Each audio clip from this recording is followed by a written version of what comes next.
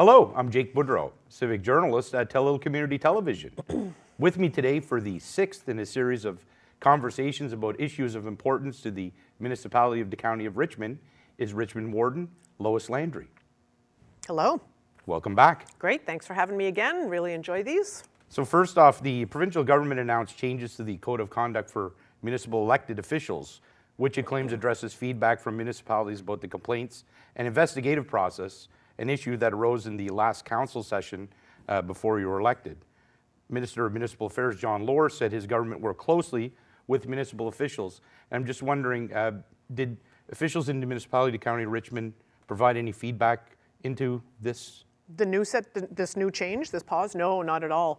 And I would say that we were really quite taken by surprise. And I'm happy to report that the reason we were taken by surprise is because there were no complaints leveled against any of the councillors, elected officials in Richmond. And so because there weren't any, we weren't dishing out money to pay for investigations. I think what happened in some other jurisdictions is that there were many complaints lodged, and the process that the province put in place required that every single thing get investigated by somebody who was probably a lawyer. So if you got a frivolous, silly complaint, you were still dishing out thousands of dollars to put that to bed. So if that was and the same situation, multiple people were complaining about the same situation, and the lawyers had to do the same thing 3 times to put each of those to bed. So one of the ones that got a little bit of media attention is that Mayor Andy Fillmore in HRM made a statement to the media that he worked for the CAO. And that's just not true. None of us work for the CAO. The CAO is the employee of council.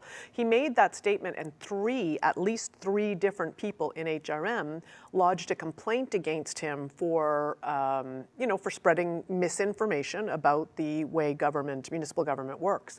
But it was 3 separate complaints, which meant the lawyer had to investigate complaint A, complaint B, complaint C. And so, cha-ching, cha-ching, cha-ching, that's racking up. And it was taxpayer dollars going out the door.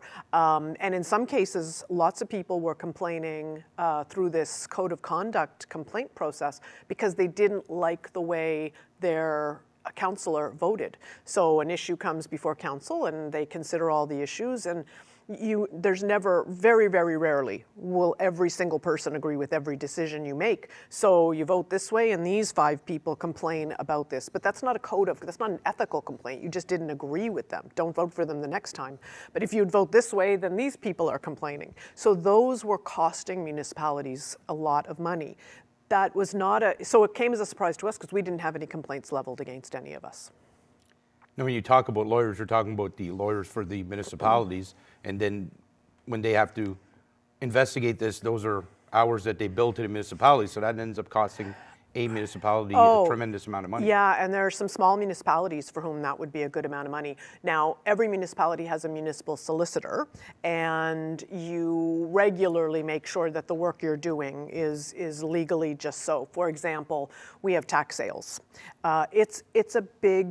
It's a big move to say to somebody, we're selling your property. That doesn't happen unless a lawyer has vetted our work completely before we would move forward with that. So that's an example of something a municipal solicitor would do for Richmond, for example. But you don't really want your municipal solicitor, who's already got a relationship with council, to be doing those investigations. So we have another lawyer on retainer that we say, look, when there's a complaint, if and when, then you're the person we're going to go to. So, this is somebody who's making a living doing this kind of work, and she or he is following the rules, and it says, okay, a complaint came in and I have to do this, this, this, and this before I determine if it should go forward.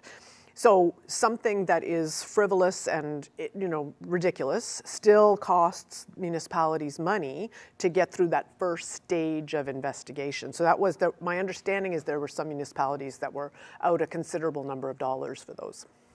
Amendments to the regulations clarify that complaints may be made by a council member related to the conduct of another elected official in the same municipality, and council members may not submit a complaint on behalf of another person or entity.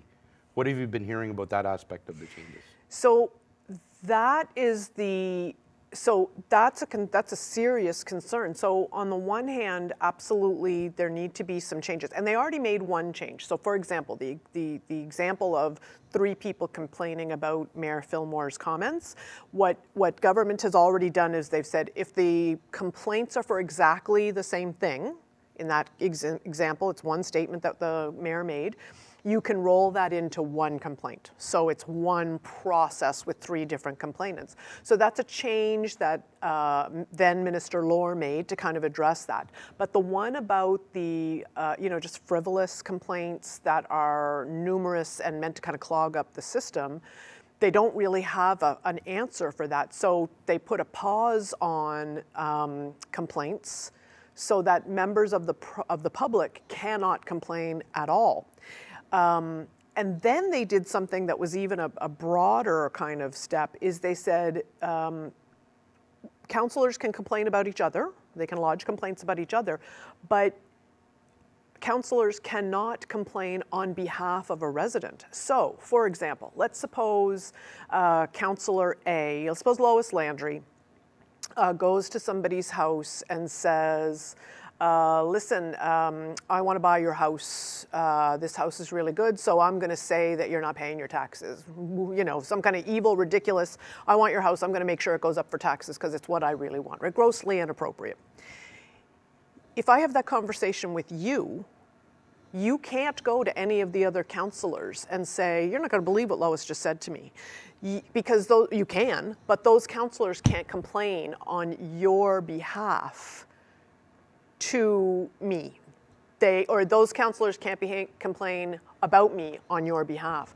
So that means, where do you stand? Now, I can, if I show up at a council meeting drunk and I say, hey, everybody, guess what? I'm cheating on my my expense accounts. And sure, the other councillors can complain about me, about something I do to them or something that they have direct knowledge of, but you are out of luck at this point. So what does that mean? It means that for Richmond, we're actually a little farther behind, because we did have a code of conduct.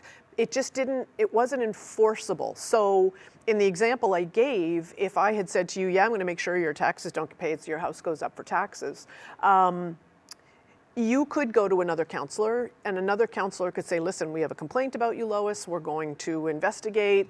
All 4 councillors besides me investigate, and they say, yep, okay, that was inappropriate. They can say, okay, here's the consequence for you, Lois, but I have to agree. So, you have to, we think that this means that you shouldn't be a councillor anymore. Yeah, too bad, I don't agree with you, and you can't enforce that. That's what the code of conduct brought to the table, is it was an enforceable, it carried some weight. So whatever the council put in as a consequence against an offending councillor, the councillor didn't have to agree. It's done. It's a consequence that is administered with some authority.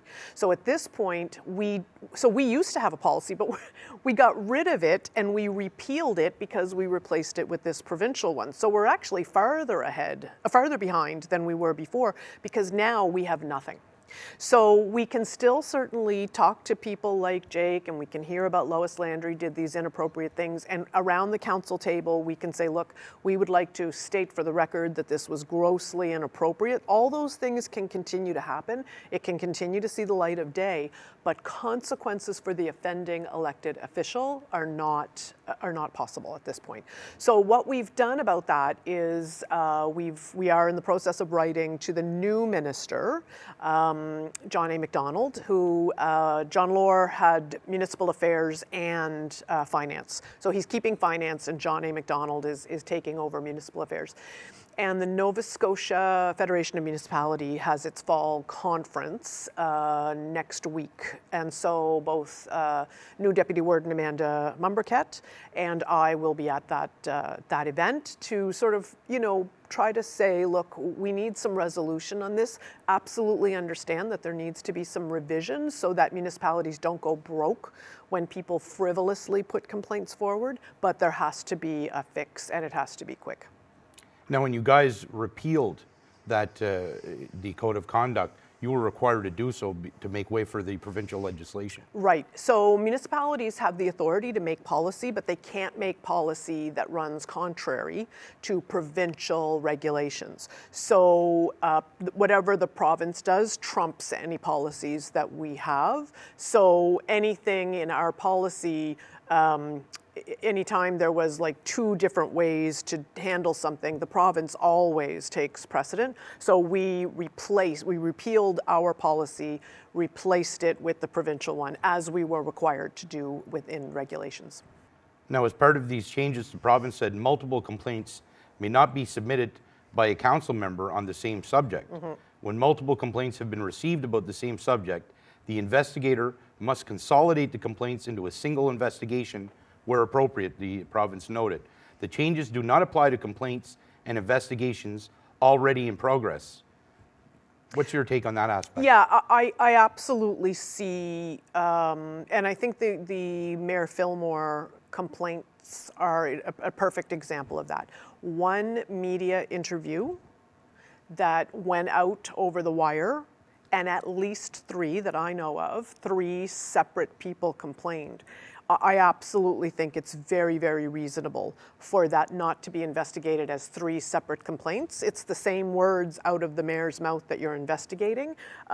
So you can report back to those three people. So I think that streamlines the process, and the process costs money. So that's definitely important for taxpayers. I can see where there might be, if somebody has a pattern of behavior, sometimes you're complaining about something that happened in March and something else that happened in April. I get that there may be times where technically those are two separate complaints, but by and large, if there are ways that you can say, a number of people have complained about something you did on Monday, November 1st. That's an important way to streamline the process. When I last spoke with Cape Breton Canso Antigonish MP Jaime Batiste, I brought up concerns expressed by council and Richmond County residents about the deteriorating or non-existent state of cellular service around the municipality. Now, Batiste indicated to me that it's one of his top priorities, as well as that of the Liberals' Rural Caucus. Batiste said he is hoping the service providers will see the benefit in improving or adding to its telecommunications infrastructure, since this is also a public health and safety issue, he said. If the companies are not willing to do this, Batiste said he and his colleagues are willing to look at other options. Now, I know you guys wrote a letter to him. Does this response satisfy what you guys were hoping to hear out of the new MP? Yeah, I mean, we're fairly confident that MP Batiste does not live under a rock. And so we're fairly confident that our MP understands that cell service in these communities is a challenge. We wrote to Mr. Batiste because we just felt that although he was an experienced MP, he didn't have experiences in communities that are rural to the extent that this one is. So he had been representing Sydney, Glace Bay area. So we just wanted to make sure that he understood that. But I'm really quite confident that anybody, I can't imagine what his drive is like from wherever he lives to, in the industrial Cape Breton kind of way up Eskasoni, or member two, I forget where he's living. Eskasoni, right, Eskasoni.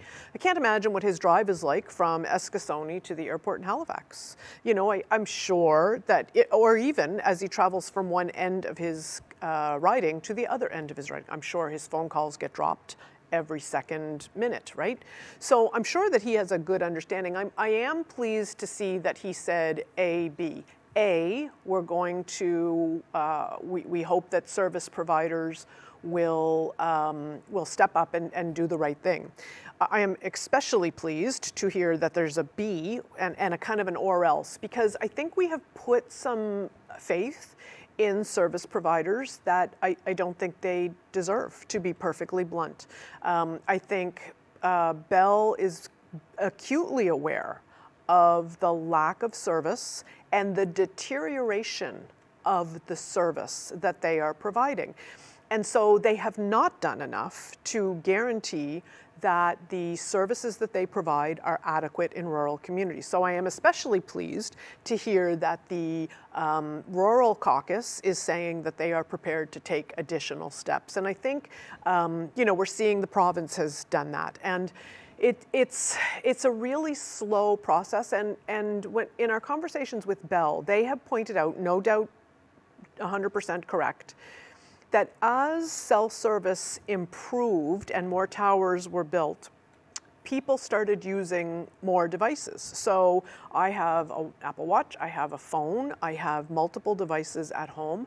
I have Wi-Fi, and we don't pay anymore for megawatts. You just get, remember when we first got cellular or Wi-Fi in our homes, you paid by the megabyte or whatever, right? So we don't do that. So we don't worry about that. So there are devices streaming, and I'm sure that I have location apps running on my phone every minute of every day.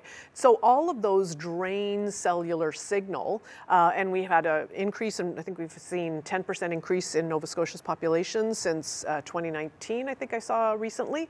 And so more people, more devices, more streaming, more. So coupled with that is that so many of us had good cell service for a while that we got rid of our landlines. So now when you can't make a call, you honest to God can't make a call. My brother and I live side by side. We have to go out on our patios and basically scream at each other. We may as well have two tin cans and a string. We'd have better cell, and we see the cell tower right next to us. So the province has certainly taken some steps. And I do recognize that some things take a lot of time. And so what we're hearing from Build Nova Scotia and government is that part of why, so I live in Pulamont, part of my struggle with getting adequate service is that the towers that they have now, a lot of people are drawing from that. So probably people from Loosedale and Dundee area, as far away as that, are drawing from the same signal I want to use. So when they put something up in Marble Mountain, is that going to help Lois Landry in Pulamont? No, absolutely not. It's too far away. But it might help people in Dundee who then draw their signal from Marble Mountain. That takes signal out of the equation for the tower that I'm using. Same for what's happening in Framboise Horseshoe, that area. Is that going to help St. Peter's necessarily? No, but it may. Is that going to help Rocky Bay? No, but it may draw signal from Lardoise to that tower, which now Rocky Bay might have a fighting chance on the towers that are available. And then I think subsequent to that, you sort of say, okay, everything's a go, everything's on.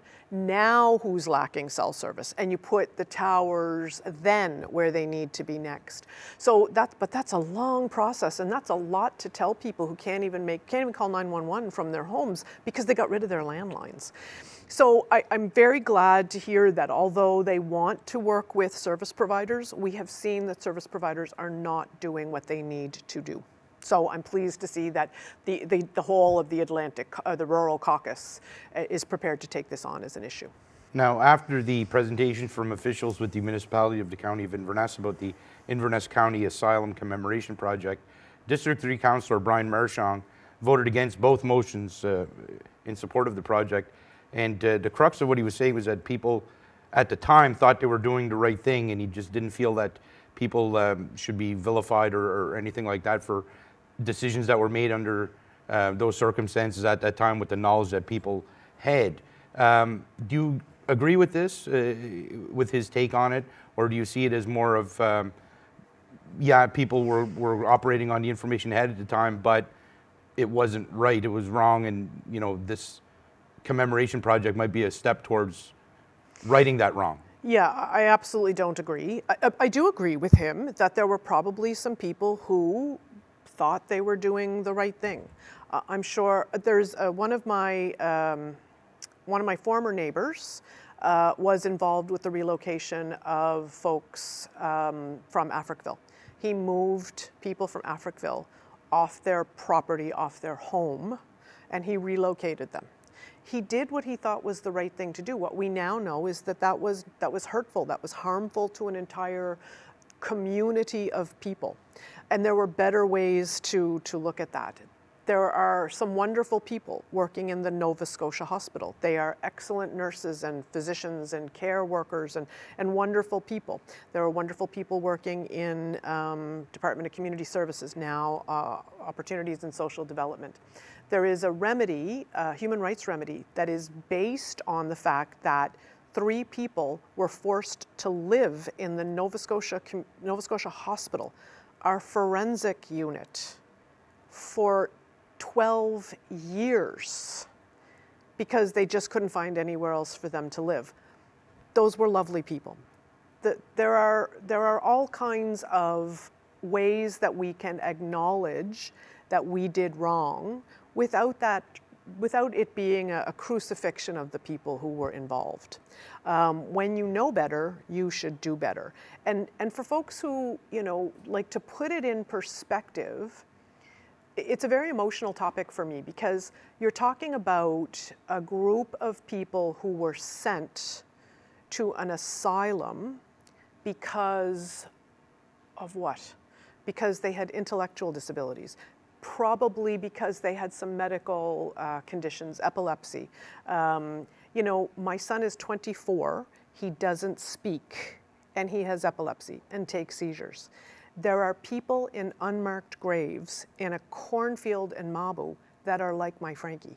And the idea that we wouldn't say, we should not have done that is, I think, really short-sighted and frankly, bordering on cruel. And I think that we have to acknowledge that although people meant well, the fact is we labeled people who were different than us, we discarded them, and then we just forgot about them.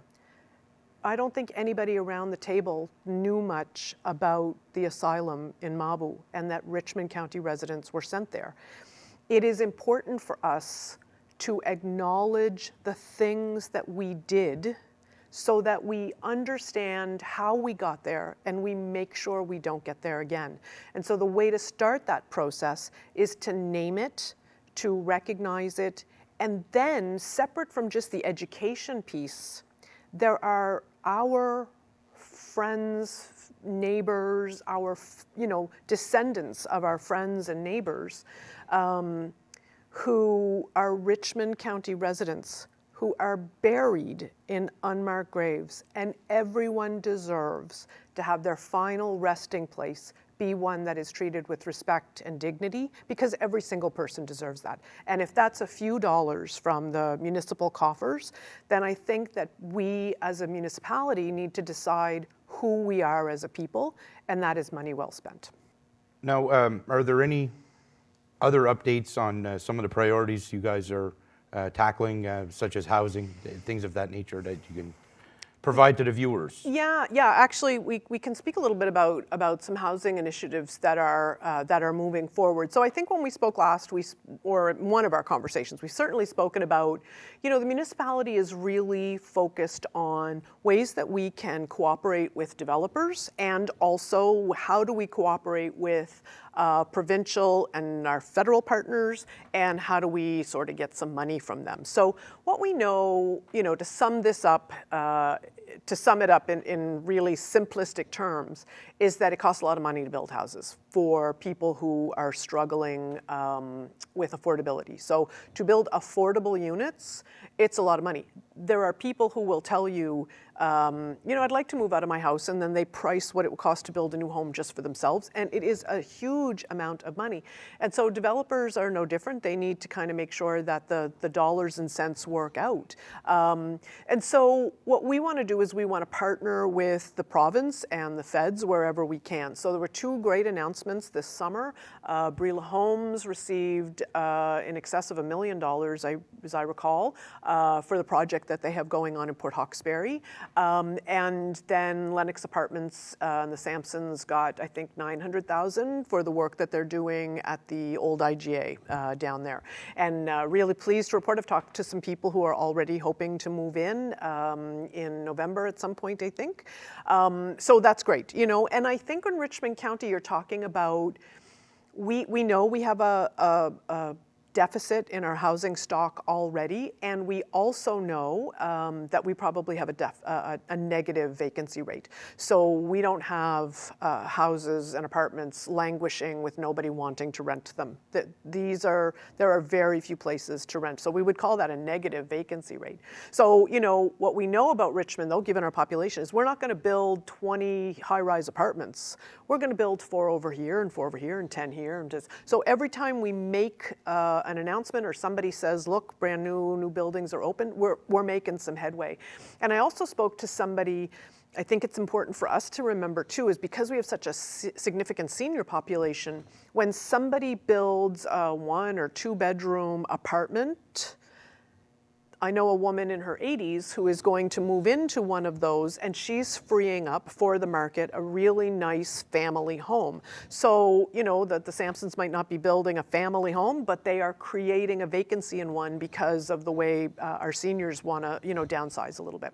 So on the municipalities front, we are always looking at ways that we can support development, but also make sure we're getting out of the way. Like, we don't want to be in the way. That's the first thing, is make sure we're not any of the barriers to builds.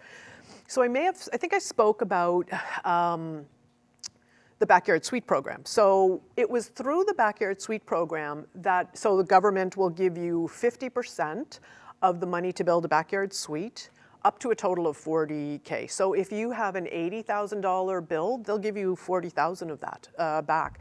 If you want to put a mother-in-law apartment or a home for, you know, a family member with disability, for example. And what we found out was that you could do that all over Richmond County, but not in certain circumstances in Isle Madam. And it's because Isle Madam zoning goes back to the 1970s or 80s. So we made a change in that, like lickety-split. I think we heard about it in April, and by the end of June, we had fixed that. And by July, I know of at least one resident who was building a 2-bedroom house on their property that they could not build before. So that's great. So what that led us to was, wonder if there are any other circumstances like that. So CMHC, Canadian Mortgage and Housing Corporation, to try to spur development, they've actually created a catalog of building plans. So if you are interested in building a single unit or a double or a quadruple unit, so 4 units in one structure, or a 6-plex, they actually have building plans. And Cape Breton, CBRM has the same as well, that they have graciously allowed us to post on our website. And the Cape Breton ones, FYI, like, they're fantastic. We've heard really good things. They come, so it's meant to save residents and developers money. So we asked EDPC, we said, okay, let's just take a look at an example. Let's just take a look at the CMHC catalog. Are there any places in Richmond County that you cannot build any of these?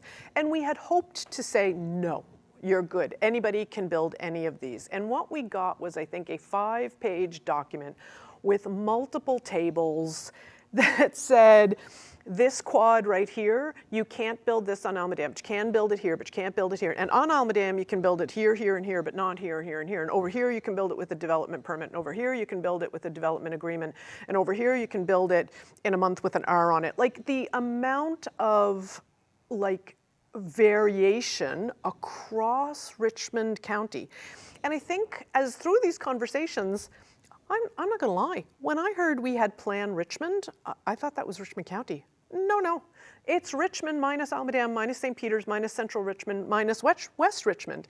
And so we have 5 different sets of plans, and they don't, and in each one, there's a hamlet, there's a mini hamlet, there's a rural general. So it's really difficult for people to know what they're allowed to build, and we cannot, and development agreements for some of these, you know, denser, so quads and 6s, can take up to 9 months. We just can't have that. We have people living in their cars. We cannot have that kind of variation and inefficiencies in the system. So I'm very pleased to report that we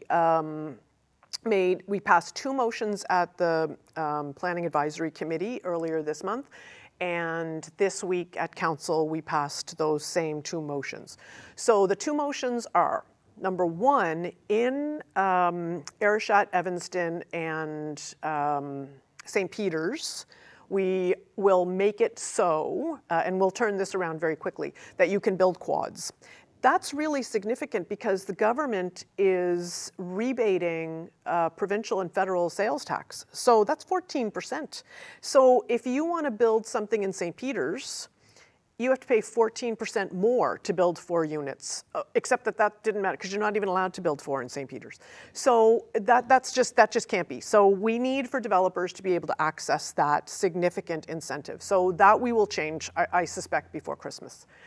But the other motion that we passed is that we want to redo all the zoning in all of Richmond County with a lens on making it easier for residents to understand our land use bylaws, to make use of our land use bylaws, and in a way that promotes housing development. So we're really pleased to see that. That larger work will take a little bit of time, but we're hoping that that gets us out of the way of development, which is really the first step. We're also hoping that that gives us something to talk about with our provincial and federal counterparts. Hey, over here, look what we're doing. Because there are still lots of places in the province that have those restrictive land use bylaws that are not at all interested in changing those. So we really want to say to our provincial and federal counterparts, we want to work to build housing, and you should consider us a trusted partner. So we've had those conversations already with government, and we're looking forward to seeing how that unfolds. But that initial work that is the municipality's responsibility, really pleased to see that moving forward with unanimous consent at both tables. What do you expect is going to be coming up at the council table in those meetings and even leading into December towards the end of the year? I think what you're going to see around the table going into November and December will likely be our work to shift the emphasis in our budget deliberations. So for the last several years, council has not, and I'm including this council, is passing budgets in June. And that can be challenging because you're deliberating on a budget that you're already spending money in, right? So when you start deliberations in April, the fiscal year starts in April. And so part of what happens is we would, for example, give money to an organization. That organization's fiscal year started in April. They have every right to assume they're getting the same amount. Well, if we want to give them more or less, I often felt that council was a little bit like their hands were tied because, we're talking about organizations that have already started their fiscal year as well. So what we're looking to do is to really so I, for example, will spend January working, doing consultation meetings with my residents about, look, what are your priorities? What kinds of this is how we spend our money. What do you think? And then we expect to start budget deliberations in February.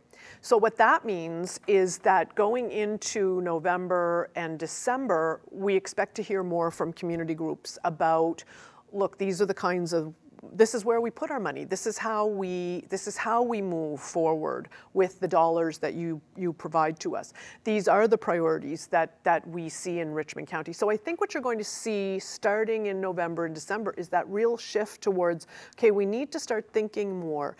We have an audit committee that meets, a couple of times a year, and, people on council have been really vigilant about going through all the financial statements, but we want to have processes in place at our audit committee that mean that even if you are a newer councillor, that there are processes in place that allow safeguards to make sure that that's going to happen even if you don't have a hyper-vigilant kind of group of council. So our Director of Finance, for example, is working with the Audit Committee to establish a work plan so that quarterly, first quarter we're going to do this, second quarter. We're also going to start producing